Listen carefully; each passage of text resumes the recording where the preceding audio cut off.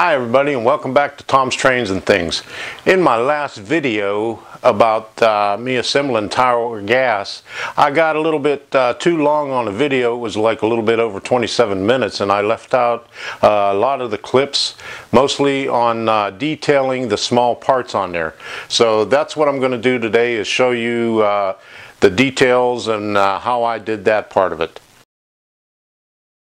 I'm going to put this little RC Cola thermometer on the side right over here, and every gas station or garage had one of these back in the 50s, maybe even earlier than that. On this one here, I'm not going to rub, I'm going to rub it up and down instead of across. I'm not going to put the things in there because it was a metal sign, so we're going to make it look straight. So I'll get a little bit of glue and put it on the back of here. I'll set it. I'll center it on there. I'm just going to rub it up and down like this, so you don't get the outline of the clapboard on it, because it was a metal sign, so you don't want to have those little ridges in it. I mean, you could put something behind it, but it's just going to make it look too thick, so we're just going to leave it just like that. Okay, these two brackets right here, these are going to be underneath the overhang, and I have them on here sideways just so you can see them. But what I'm going to do is I'm just going to put a little mark up here to where approximately they're going to go, and that's so. And I'll put a mark on the bottom also. That's so I don't put any signs right there. So this is going over approximately right there. So just to make sure that I don't put any signs like right in here, I could put one like in the middle or down below that. I'm going to put my Uncle Sam poster right here on the other side of the garage door, just about even with the RC sign. So I'll turn this thing over and put a little bit of glue on it.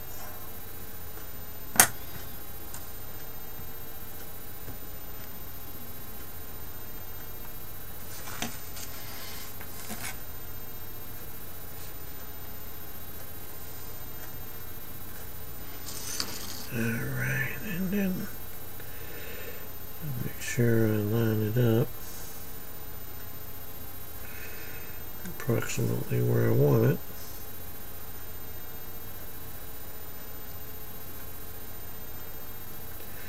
And I'll put it right underneath the overhang of the clapboard right there. Okay, that looks good. I'll just press it down a little bit like that with my thumb, and the bracket's going to be right here, so we got plenty of room right there. And this is a small one, so I'm going to have to hold this, make sure it doesn't move while I'm pressing this in here.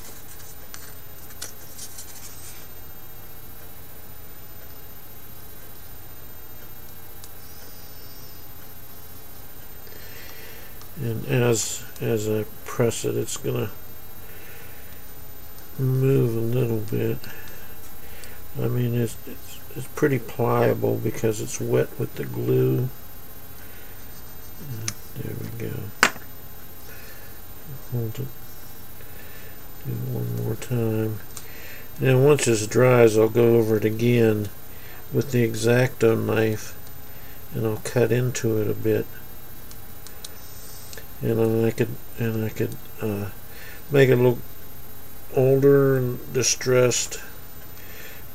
Make me knock a piece off of the corner to make it look like it's falling off. I could do that right here.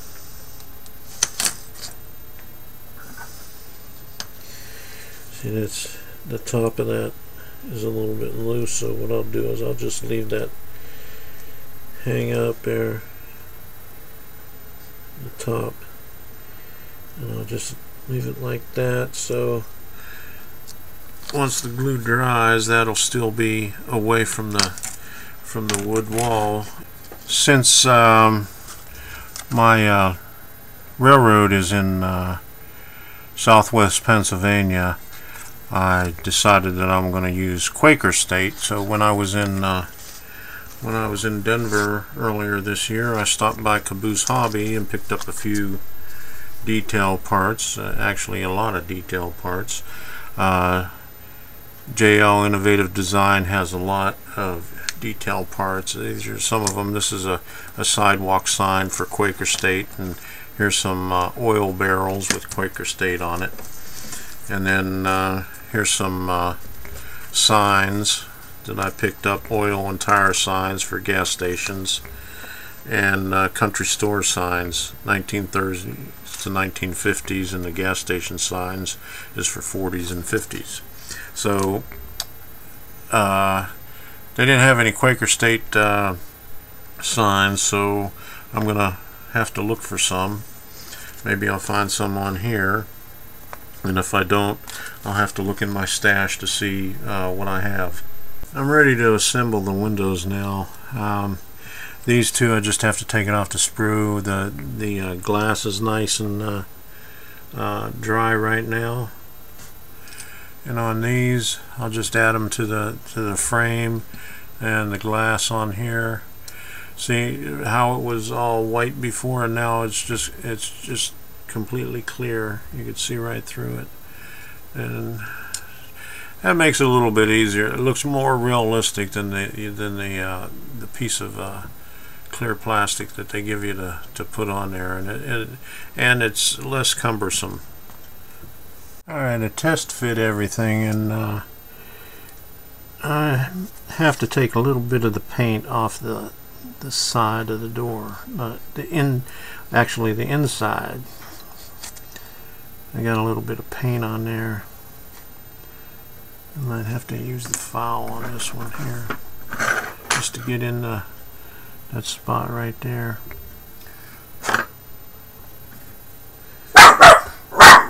Oh, there goes my dog.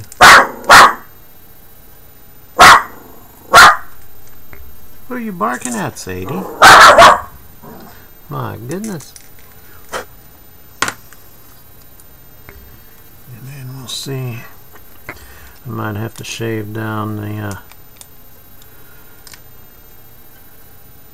wood a little bit.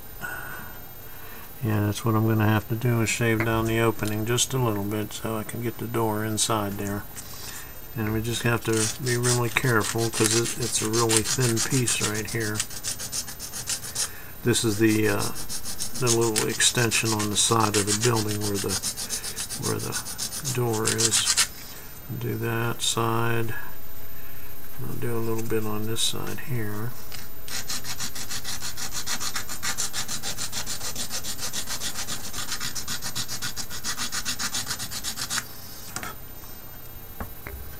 We'll see if that's enough right there. Yeah, that's a little bit better. That's going to go in there now. Alright. So now that we know it will fit, once I get it glued in, I'll apply the glue on the back right here. That's flush, so it'll be easy to put some of the glue on there. But and then I'll just go over it lightly with some sandpaper or some steel wool, and put some scratches in there. Like I could even put like a few scratches like this to show just a little bit of weathering and the grain popping out of the wood. And I'll go over this a little bit with the steel wool. What I'll do is on the doorknob right here, I'll just dab that with a little bit of maybe silver paint. But I'll do that once I have it together. Then I'll have a bigger surface to hold on to while I'm painting it. these small window panes, you got to get a really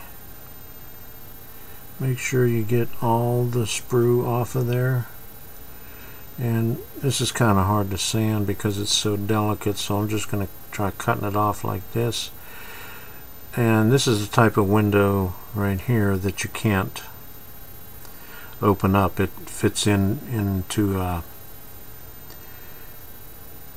depression in the back of the frame, so I mean, if we wanted to, we could make it work. We could modify it, but just for the sake of, you know, assembling this kit, we're just gonna put it down in there. So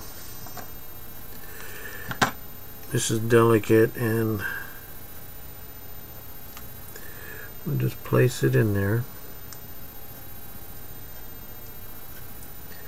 And it fits in there real nice. I'll just take the edge of this right here and make sure it's down in there. And what I'll do is I'll just hit it with a little bit more canopy glue to seal it in place. And then once I put it on the building, since it's going on a wood structure, then we'll use super glue to attach it to the wood. Now we're ready to add a little bit of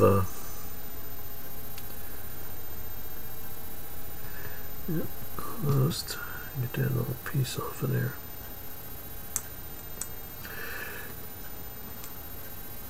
We'll add a little bit of canopy glue to the back of that and we'll be all set. I'm taking a little wire that they give you for the lamp, and I'm just wrapping it around my needle nose pliers right here, okay, just to get the first loop in it. And I'm gonna turn this back around again. I'm gonna come over here. It's kind of tricky to hold on to. They make little jigs for bending, but I don't have one, so I'm just using this one right here. Okay, now went a little bit too far on that, so I could turn this a little bit here. A little loop in there.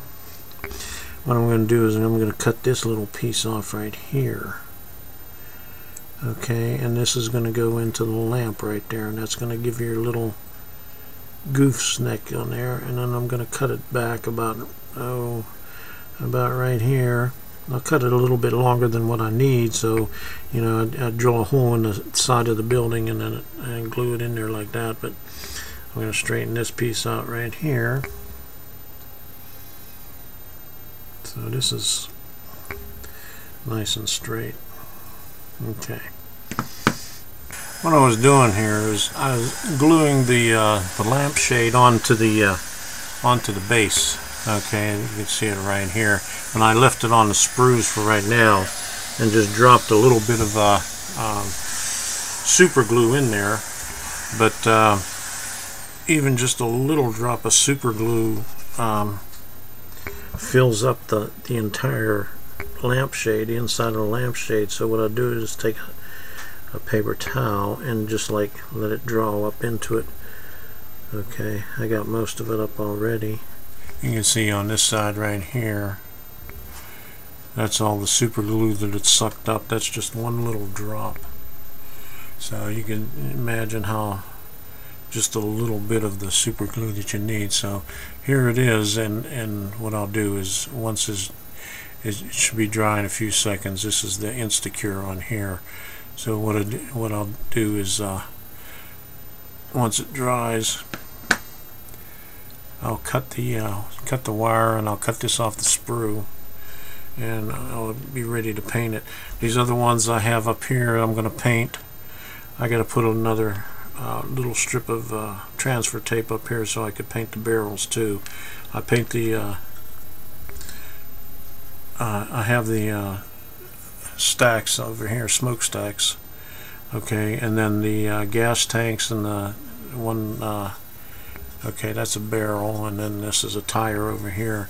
So I'm going to put another piece of transfer tape over here. I have this wooden block, and I drilled several different size holes in it through there so I could work on little detailed parts, and you know, just to be able to paint the parts. I don't have a really small hole for this one here, so what I'm going to have to do is just hold it in my hand while I paint it.